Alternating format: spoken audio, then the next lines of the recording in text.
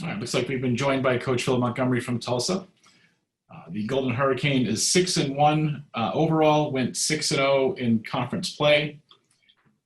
Coach, congratulations on a terrific season on reaching this point. Can we get your initial thoughts, please, on reaching the championship game and then the matchup with Cincinnati? Well, obviously, we're extremely excited to be in the championship game. I mean, we've worked extremely hard. Our players have done an outstanding job. This group has been resilient all the way through the season, whether that's in games or our schedule, how it has been changed and flipped and moved around, and cancellations and all the different components that have really gone into this season. I mean, we kind of chalk it up to this is 2020 and this is what it's about. Our team has done a really good job of staying focused and really putting our concentration on what we can control. There's going to be a lot of things, and have been a lot of things this year, that have been out of our control, yet I think our guys have done a really good job of staying locked in, focusing on what's next, and staying together. So we're excited. We know we've got a great opponent in Cincinnati that is extremely talented, very well coached. I think Luke does a fantastic job.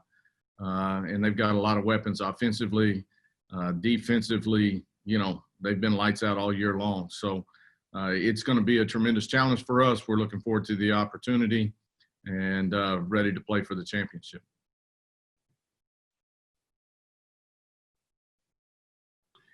Thanks, Coach. We'll open it up to questions now. Again, if you have a question, just type the word question in the chat, and we will get to you and get in the queue. We'll take the first question from Caden McFarland, please. Please unmute yourself and ask your question. Coach, it appears that Cincinnati, especially offensively, has just gotten better and better as the year's gone on. Thinking back to when you were preparing for them in October and what you saw on tape to now, what are some of the differences? Well, I think, number one, I think their quarterback's playing with a whole lot more confidence right now than what he was probably doing earlier in the season. I think they've kind of found their niche offensively, you know, whether that's the use of all their different tight end sets.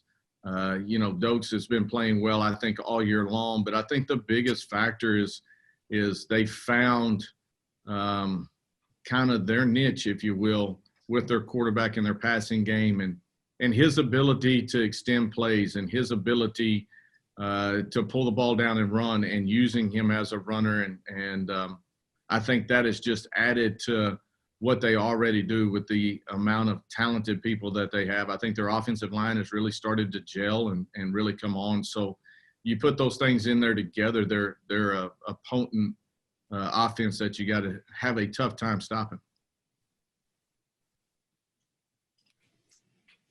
Take the next question from Kelly Hines from Tulsa World.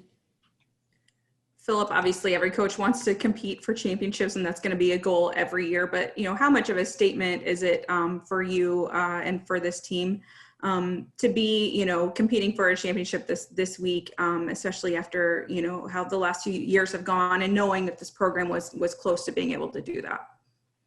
Well, I mean, we've been through the highs, and we've been through some low parts, and this team has been resilient through it all. And I've said it over the last couple of years. Obviously, it's harder to really describe to people outside of our program, but I saw our team continuing to take steps to get better. Our team continued to work, continued to improve. We were really close in a lot of games over the last couple of years, and this year, those young guys are starting to grow up. They found a way to make plays in big moments, and that has been the difference for us. I mean, this team continues to believe in each other, believe in all three phases. We've always been a program that's going to fight for 60 minutes. Now we're turning that fight into finding ways to win, and that's been our signature so far as we've kind of gone through this 2020 season. Just to follow up to that, you know, how much – you know, during the last few years, you know, obviously you had to keep the belief in yourself and in your staff that you guys were able to win at Tulsa. How much did that play a role in where you guys are now? Well, again, I give all the credit to our players. I mean, they're the ones that have stayed true, stayed strong, stayed loyal, continue to work, to understand there's a larger picture out here that we have to believe in. But our coaches from top to bottom have done a tremendous job.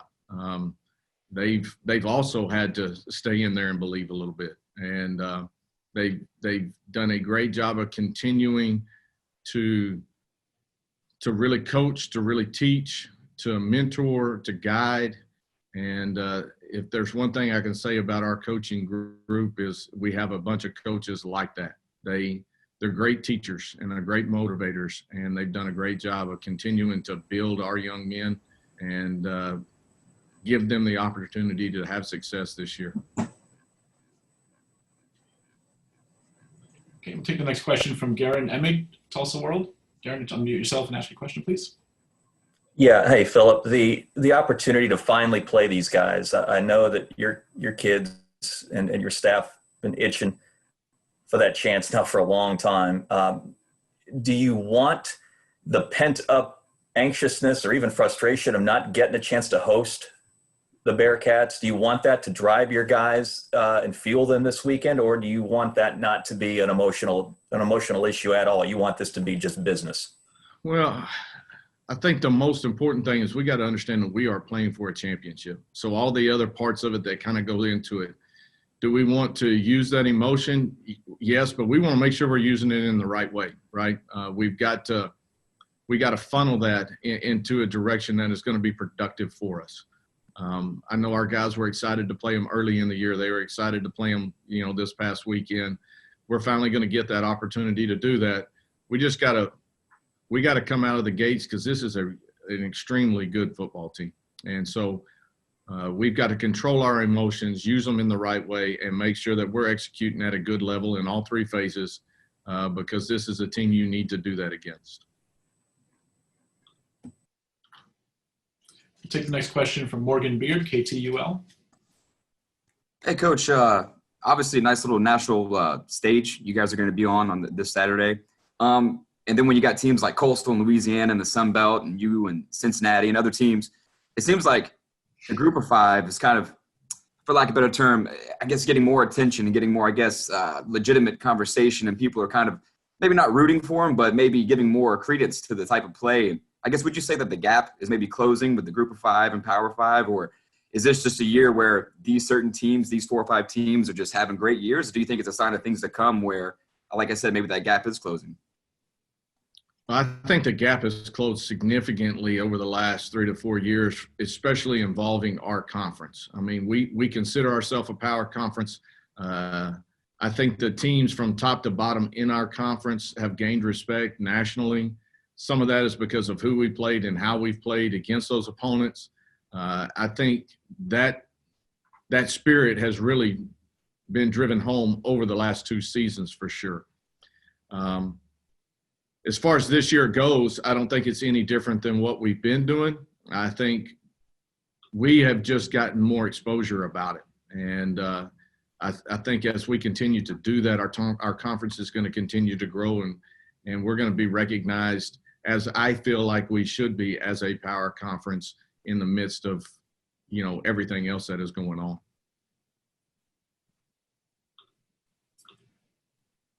Go back to Kelly Hines for the next question, please. Philip, how do you feel about where y'all are injury-wise and COVID-wise, all of that, especially after last week, not playing? Do you feel like you guys are in good shape there? Our numbers COVID-wise are good. Obviously, there's certain spots that you don't want to get hit. And, I do believe right now, just because it's so much colder that for whatever reason, I think, the virus is a little bit more active right now. And so you're trying to keep our bubble as tight as you possibly can. The most important thing is we're trying to make sure that we get all of our guys there and healthy and safe and ready to play. And that's what we've wanted out of this game from the start.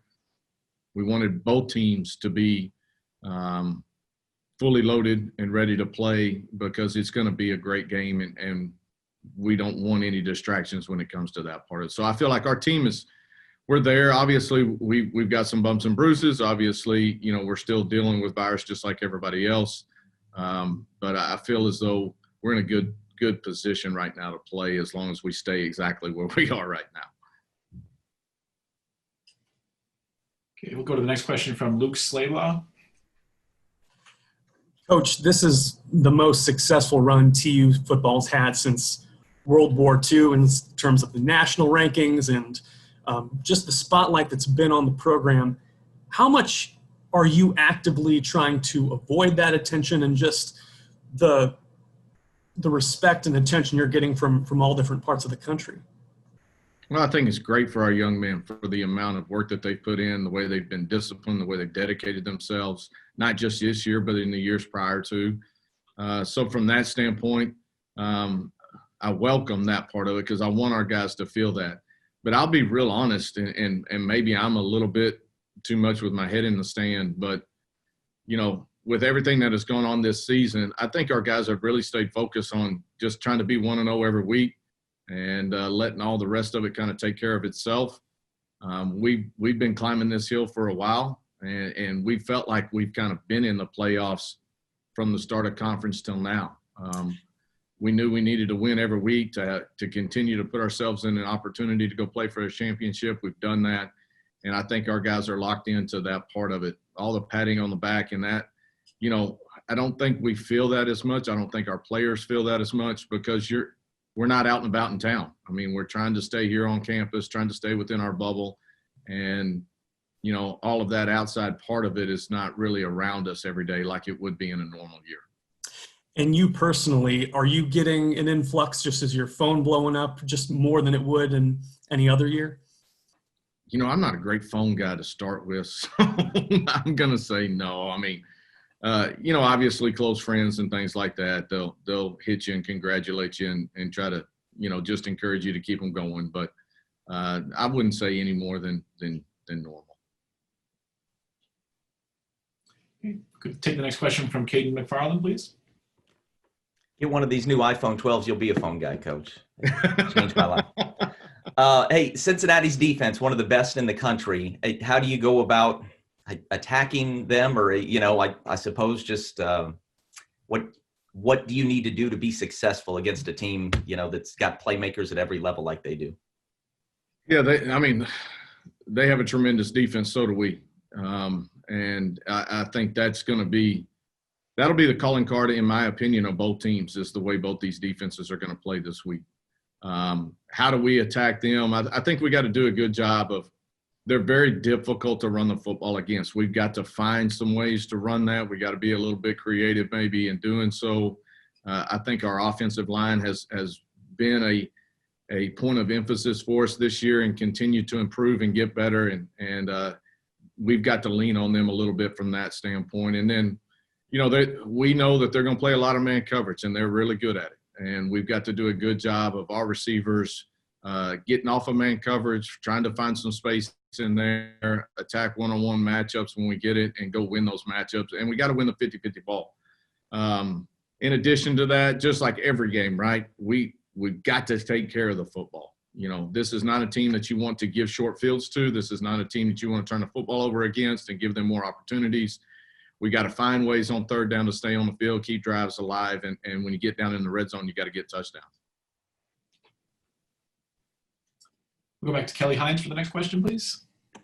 Caden took my question, but I'll ask you a different one. You know, obviously this is a huge week for you guys, but you also have signing day on Wednesday. So how do you balance, you know, both of those things that are very important this week? Yeah, and recruiting is so different this year, you know, because you haven't been able to get out on the road. And I'm talking about all the way back until, you know, the spring. So as far as getting out on the road, being able to go evaluate, being able to really, for us here, relationships are so vitally important to our recruiting aspect, right? And we rely so much on us being able to build that throughout the process. So, you know, most of the guys that are signing, they may not have ever even set foot on campus, which is crazy to even think about. I mean, and the same light, you know, there's guys that we've seen via Zoom and all the other different ways that we can do that. But as far as seeing them in person, haven't really got a chance to shake their hand, hug their neck, talk to their mom and daddy like that in person. So it's totally different. So we want to make sure that signing day carries all the special events that it normally carries as much as we can, try to create that excitement because it's such a special day in the lives of these young men and their families, and so much of what they've done to get themselves to this point. So Wednesday will be exciting. Obviously, playing for the championship is going to be exciting. So it's a fun-filled week, and we're excited to get embarked on it, I guess. I mean, we started off the day shoveling snow off the field, so we practiced today. So it's got a lot of layers to it. We'll take the next question from Garrett Emick, please. How much shoveling did you do, Coach? Hey, I got to jump right in the middle of it. I'm not going to ask somebody to do something that I'm not willing to do. So I'm not saying I'm I don't have the experience that some of the other snow shovelers have had. We didn't have a whole lot of snow like that in Texas where I grew up. So it may have snowed like that and it melted in about 6 hours. So. Yeah, I hope you had fun anyway. It was nice to see for a change. Real quick, because of the circumstances that you've already alluded to on the call, and just how things have just gotten kind of crazy with schedules and postponements, cancellations, this or that, would it have been worth exploring a neutral site for the championship game? You know, that's really probably more for the leaders of our conference to make that decision.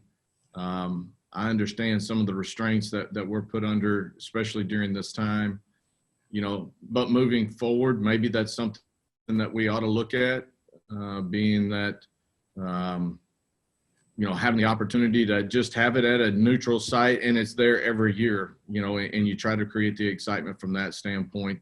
I understand the travel of teams. I understand the travel of fans and trying to make it, unique from that standpoint. But, I don't see the negative side of it, but obviously I'm not sitting in that room and not sitting in those chairs that are making those decisions. So been great to have that this year, obviously, but, we're excited to go to Cincinnati and have the opportunity to play.